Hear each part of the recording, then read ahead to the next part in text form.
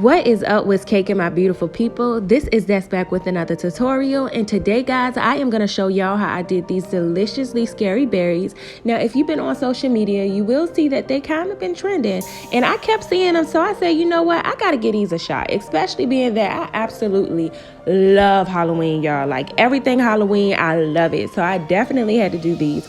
But before we get into this tutorial, I need y'all to hit that subscribe button, that notification bell, give me a good old thumbs up, comment below what you think, and tell a friend come check me out. So guys, a step that we must not forget, the very first step before we decide to do anything with these berries, is make sure we clean our berries. We don't want to be running around with no dirty strawberries, y'all. We don't want to be giving people dirty strawberries. We don't want to be eating dirty strawberries. So clean your berries.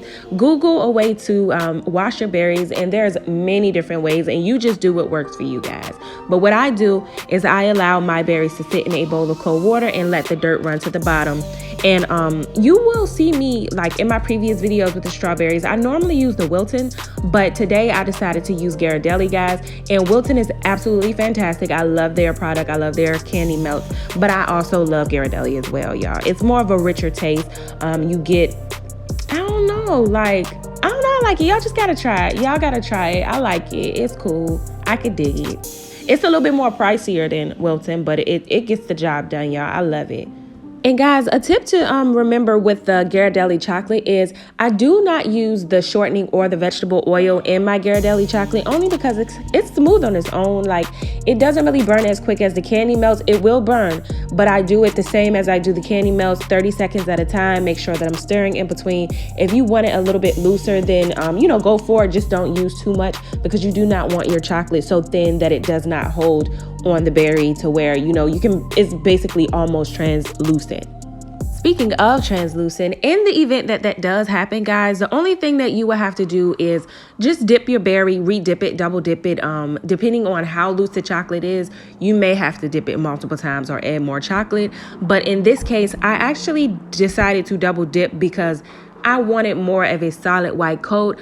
I definitely did get a white coat, but I wanted something more solid, especially being that I was adding decor to these berries.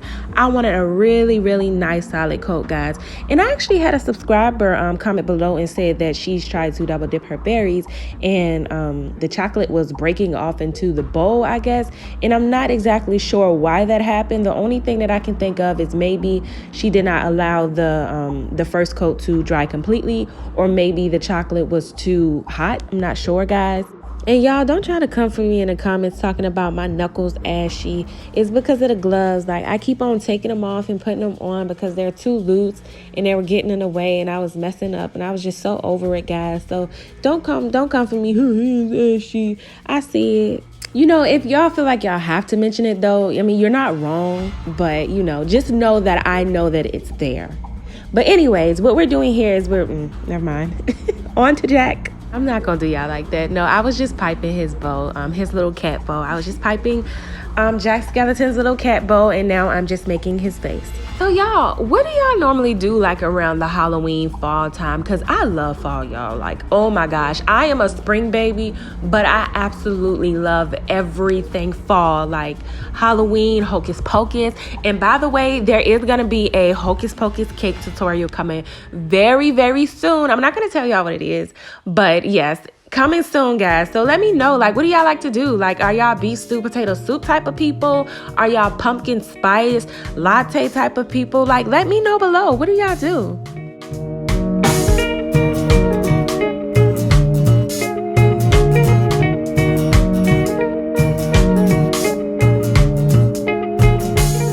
And I purchased these from Michael's Arts and Crafts, y'all. They have a sale going on. Well, they had a sale going on. I'm not too sure if they still have it, but it was like 40% off of like Halloween and fall stuff. So yeah, guys, try to get in there as soon as possible if you want to do this tutorial or anything like Halloween related. Their stuff is on sale, or was on sale. So guys, when it comes to the candy melt, I did see someone said that they use like a tip a metal tip when they do the candy melts and stuff. I do not recommend that because you cannot put it in a microwave. I just recommend cutting a small hole in a piping bag.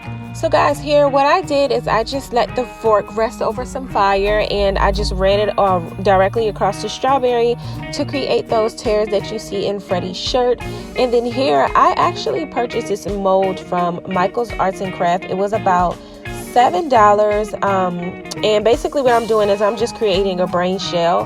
I do not want the candy melt to be solid all the way through. I just basically wanted to create a shell for the cake pop.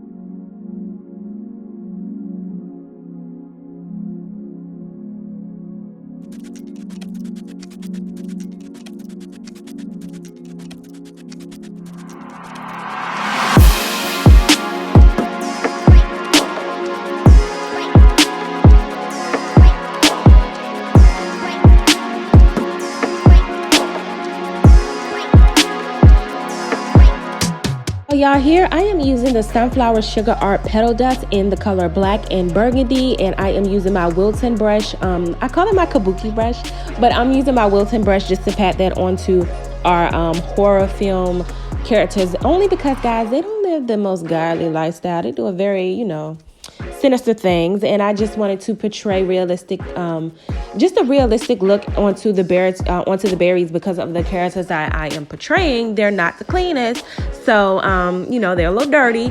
So I wanted to make my berries look a little bit more realistic. So yeah, guys, I will drop that in where I purchased it from, which is off Amazon. But I will drop the link in my description bar below. And for the skeleton mold as well. We are all done, guys, and as always, I am super duper satisfied with how these turned out. I hope you guys enjoyed this tutorial. If you have any questions, comment below, hit that subscribe button, and you know the rest. Tell a friend to come check me out. It's always a piece of cake, and I will see you next video.